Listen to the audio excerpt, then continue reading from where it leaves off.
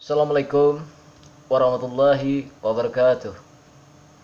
Assalatu wassalamu ala asyrafil anbiya'i wal mursalin wa ala alihi wa ashabihi ajmain amma ba'du. Mengenali Islam lebih dalam. Kebanyakan manusia berpikir bahwa agama Islam itu ekstrim, dan di mata orang-orang bahwa Islam itu keras. Namun mereka yang tidak pernah mengetahui tentang Islam berpendapat seperti yang sudah saya katakan di atas. Tahukah engkau sebenarnya agama Islam itu praktis dan sangat mudah dipahami bagi mereka yang benar-benar memahami jika mereka menggunakan hati. Mengapa harus menggunakan hati? Yang pasti setiap manusia itu diciptakan Allah Subhanahu wa taala sebagai makhluk yang paling sempurna di antara makhluk ciptaan yang lain. Dan yang pasti tidak ada manusia yang tidak punya hati. Pasti semua manusia itu mempunyai hati dan nurani. Arti hati berbagai macam penalaran manusia. Di dalam ilmu kedokteran yang dimaksud dengan hati yang pasti dekat empedu. Kalau hati ayam dapat menambah darah, itu kata kedokteran. Tetapi dalam artian yang sebenarnya, arti hati di dalam Islam, semua memiliki arti hati, yaitu belas kasih terhadap sesama. Kita bisa merasakan jika saudara kita sesama agama Muslim, yang satu tersakiti, maka saudaranya yang lain pun akan merasa tersakiti. Dan Islam mengajarkan kepada kita, bukan hanya terhadap sesama agama Islam, namun juga kita harus menjaga antar kerukunan umat beragama yang di dalam pelajaran sekolah dalam ilmu PPKN, yaitu tenggang rasa.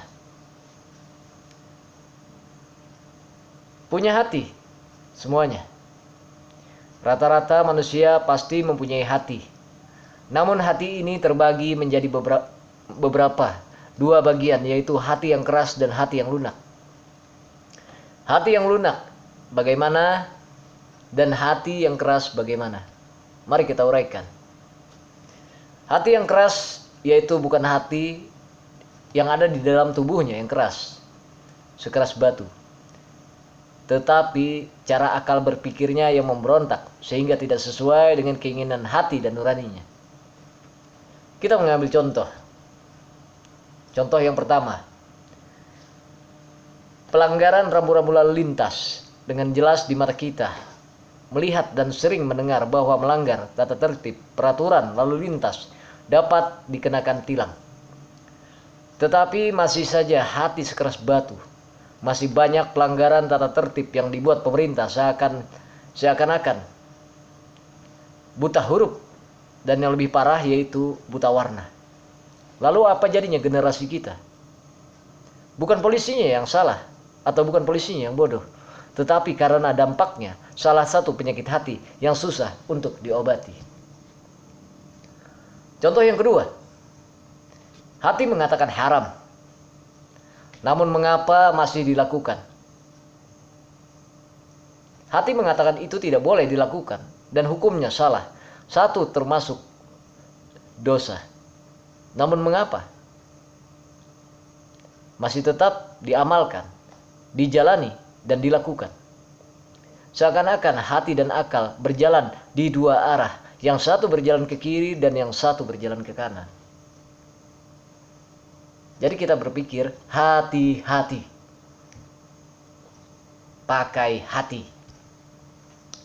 Nah, yang B, hati yang lembut, yang artinya bukan hatinya yang sangat lembut, tetapi dalam pengertian lain yaitu akal dan hati berjalan searah, menuntun akalnya untuk berpikir sebelum melakukan sesuatu perbuatan yang baik maupun yang buruk, dan berpikir apakah itu akan merugikan orang lain ataukah tidak, membuahkan suatu dosakah ataukah pahala.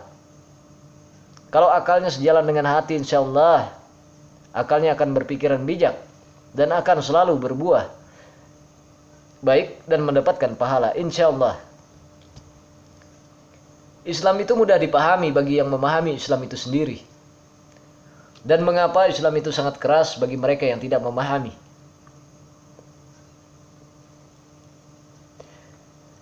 Karena mereka tidak memahami apa itu arti dosa dan saudara.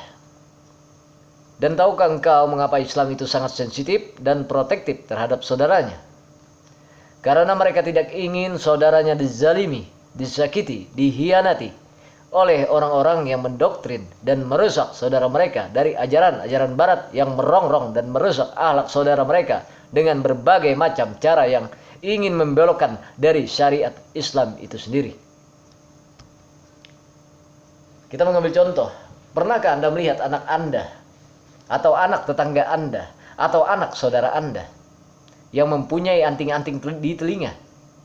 Cobalah lihatlah dengan teliti berdasarkan syariat Islam yang mempunyai hati dan nurani. Rasa-rasanya tidak ada lagi didikan akhlak sesuai dengan syariat Islam itu sendiri. Dan seakan-akan syariat Islam itu tidak ada dalam rumah tangga mereka. Pantas akhlak anak-anak zaman now atau zaman sekarang semua kayak banci. Kalau saya punya anak seperti itu, saya akan belikan baju khusus perempuan. Pasti saya belikan baju untuk perempuan. Kalau saya punya anak seperti itu, malah saya belikan baju khusus perempuan yang saya belikan. Bukan pakaian laki-laki. Jadi kalau dia mau meminta beli rokok, belikan kosmetik.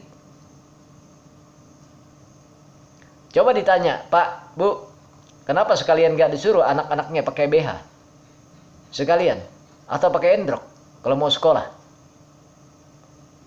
Jadi kita sebagai manusia lebih berpikir bijak. Perlu ilmu. Bukan cuma berpikir untuk bikin anak. Cuma bisanya bikin anak. Ilmu lebih utama. Terutama belajar bagaimana. Belajar berakhlak. Seperti yang pernah diajarkan Nabi besar Muhammad SAW kepada kita. Jagalah anak istri kita dan saudara kita dari balaman api neraka. Bimbinglah mereka. Ajarkan kepada mereka bagaimana belajar hidup sebagai manusia, bukan sebagai binatang. Wabillahi taufiq wal hidayah. Assalamualaikum warahmatullahi wabarakatuh.